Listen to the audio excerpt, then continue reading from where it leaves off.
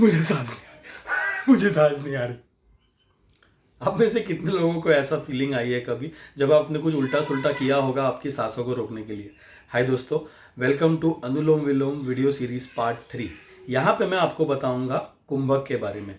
कुंभक क्या होता है, कुंभक के बेनिफिट्स क्या क्या हैं, इसे किसे नहीं करना चाहिए। दोस्तों, कुंभक एक्चुअली अपने आप में ही एक आसन योगा का प्राणायाम है जिसे आप अकेले ही कर सकते हैं। बट मैं उसे अनुलोम विलोम वीडियो सीरीज में इसीलिए बता रहा हूँ क्योंकि उसको जब अनुलोम विलोम के साथ में या बाद में करते हैं तो उसके बेनिफिट्स बहुत ज़्यादा बढ़ जाते हैं।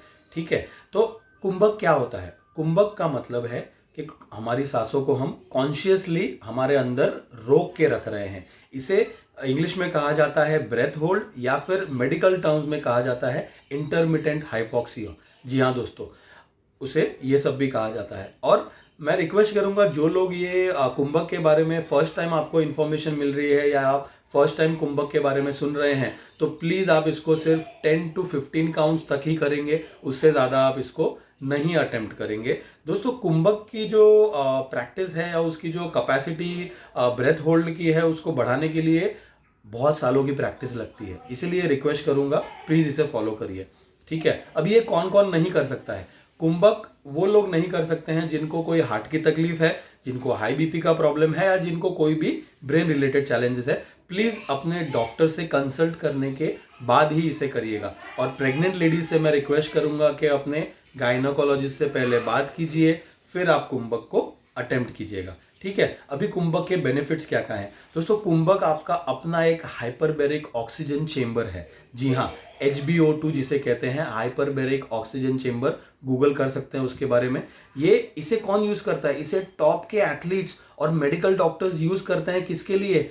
For improve recovery, for improve performance and for increasing the neuroplasticity of our neurons, जो हमारे ब्रेन में होता है। और ये हेल्प करता है आपके बॉडी में ऑक्सीजन को रिलीज करने के लिए, मतलब आपके ब्लड में से आपके टिश्यूज में ऑक्सीजन को रिलीज करने में मदद करता है। और कुंभक भी मदद करता है आपके कार्बन डाइऑक्साइड टॉलरेंस को इंप्रूव करने में।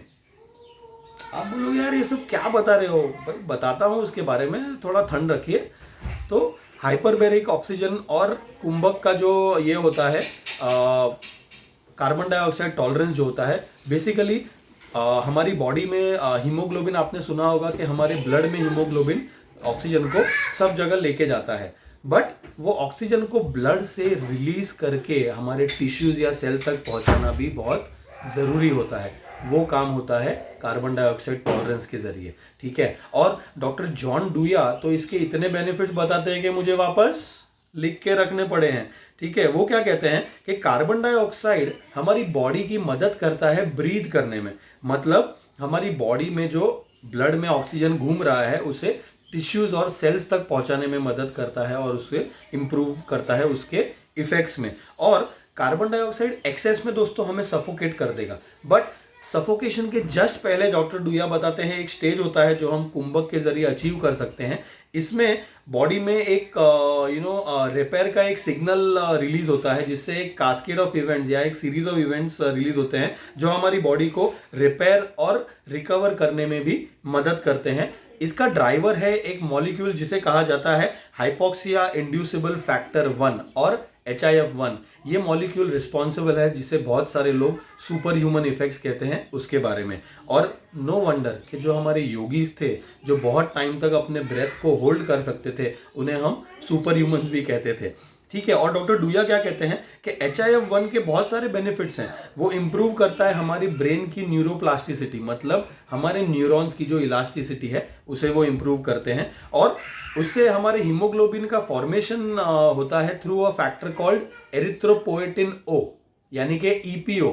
दोस्तों, ये EPO वो मॉलिक्यूल है जो एथलीट्स अगर इलीगली लेते हैं ना तो उनको बैन लग जाता है। हमें तो कुंभक से फ्री में मिल रहा है। ठीक है, और इससे हमारे स्टेम सेल्स का प्रोडक्शन बूस्ट होता है, जिसके बारे में डॉक्टर डूया कहता है कि साइंटिफिक रिसर्च भी उसे सपोर्ट कर रहा है। और ये सपोर्ट करता है VEGF के प्रोडक्शन में, मतलब वैस्कुलर एंडोथेलियल ग्रोथ फैक्टर के प्रोडक्शन में भी कुंभक हेल्प करता है, जो हार्ट के पेशेंट्स के लिए उनका एक एंजियोजेनेसिस प्रमोट करता है और कोलैटरल कोरोनरी सर्कुलेशन इंप्रूव करता है। ये इंड्यूस करता है नाइट्रिक ऑक्साइड सिंथेस एंजाइम के प्रोडक्शन में, जिसे कहते हैं एनओएस।